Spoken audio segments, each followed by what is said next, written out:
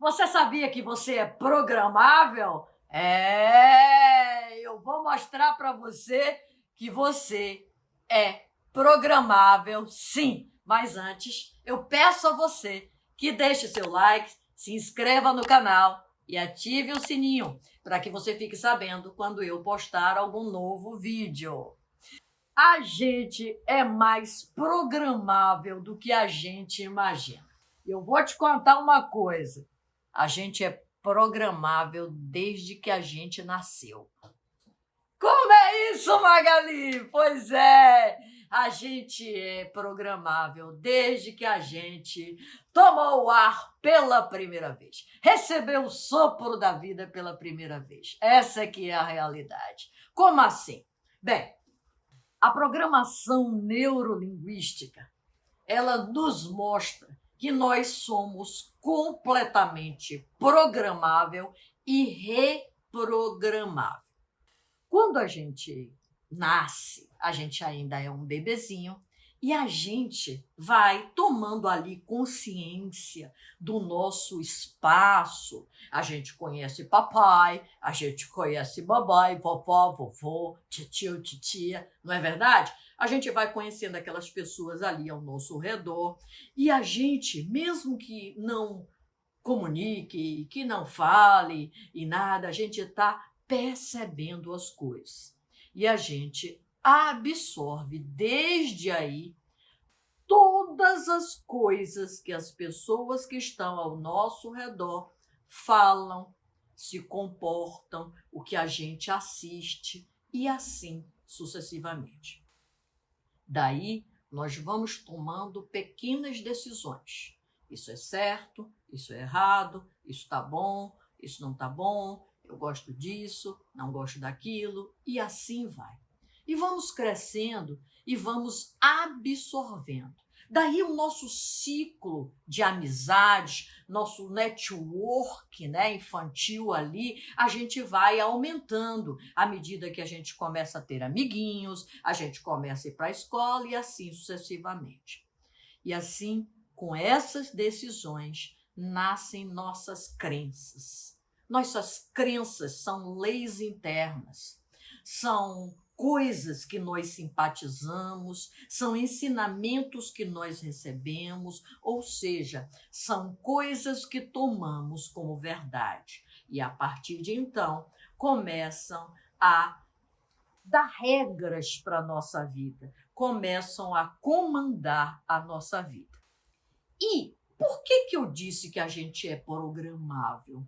Porque existem programadores que nos programam. Esses programas são sempre coisas, fatos que a gente vê, que a gente percebe e que a gente imagina. Então, esses programadores começam geralmente com a letra P. Por isso que na programação neurolinguística a gente chama de P's programadores. E quem são, afinal de contas, os P's programadores? Olha só. Pais, parentes, pastores, psicólogos, padres, psiquiatras, professores, olha quanto P, palestrantes, programas de TV que a gente vê muitas vezes.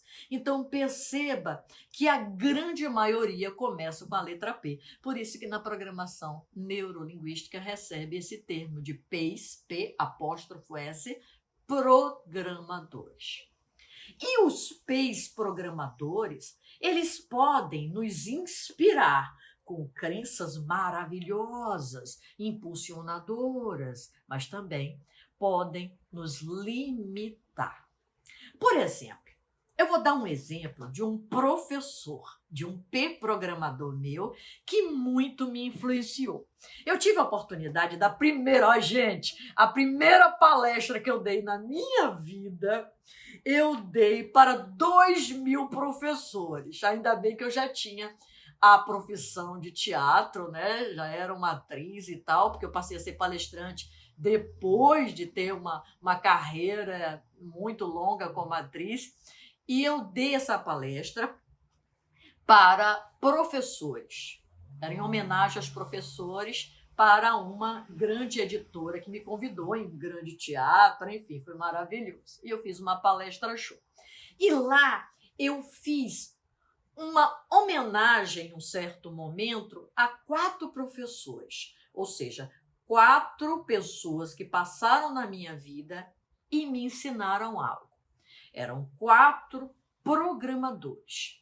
O primeiro deles, eu citei um professor de biologia que eu tive na época do ensino médio, chamado Bira Cabral.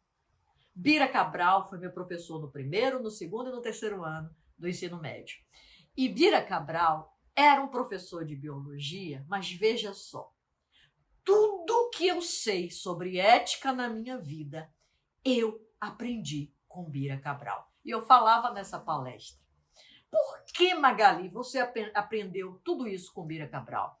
Ele te falou alguma coisa? Ele não era professor de biologia? Pois é, eu aprendi observando ele, o comportamento dele, a fala dele, como ele tratava as pessoas, como ele entregava as provas. Na escola que eu estudei, tinha alguns professores que tinham o hábito de entregar as provas por decrescente. Então, 10, 9, 8, 7, 6. Então, quando a gente não ia aparecendo o nosso nome, a gente ia morrendo de medo, né?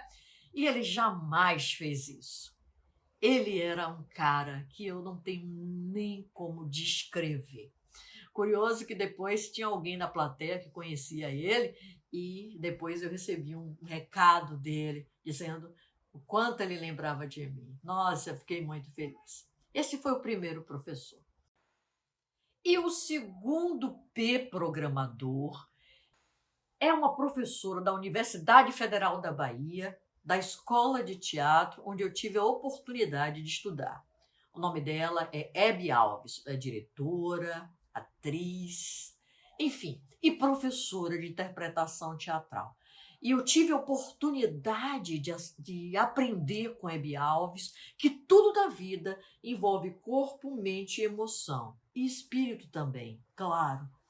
Na época, eu não entendia muito bem, mas depois fez todo sentido. O terceiro programador, eu tive a honra de trabalhar. Um diretor, ator, autor, chamado Miguel Falabella.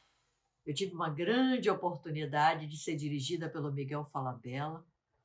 Na sua peça de maior sucesso, chamada A Partilha, eu fiz 2 elencos de A Partilha e nós estreamos, inauguramos o Teatro Miguel Falabella no Rio de Janeiro. O que eu aprendi com o Miguel? Eu aprendi que 2 e 2 não somam necessariamente 4. E olha só, em uma época que eu era tão cartesiana, tão quadradinha, e ele veio assim abrindo a minha perspectiva. E por fim, o quarto programador que eu homenageei nessa noite, nessa palestra, chama-se Bibi Ferreira. A grande atriz, diretora, cantora Bibi Ferreira. Eu sou uma atriz antes e depois de Bibi, eu sou uma pessoa antes e depois de Bibi. E o que eu aprendi com Bibi, eu uso na minha vida e ensino aos meus clientes, aos meus alunos. Bibi me ensinou o que fazer quando tudo dá errado. Você tiver a oportunidade de perceber alguns programadores que eu tive na minha vida. Alguns programadores que me impulsionaram positivamente. Claro que existem programadores e existiu na minha vida programadores negativos. Mas hoje, depois que eu tomei consciência de tudo isso, eu não permito mais que saiam por aí me programando, tá? E assim como eu, você também pode fazer isso. Bem, se esse conteúdo foi interessante para você, eu peço a você que compartilhe. Afinal de contas, nós queremos um mundo melhor. Nós queremos uma humanidade melhor. Então, compartilhe essa ideia e até o próximo vídeo. Eu espero você.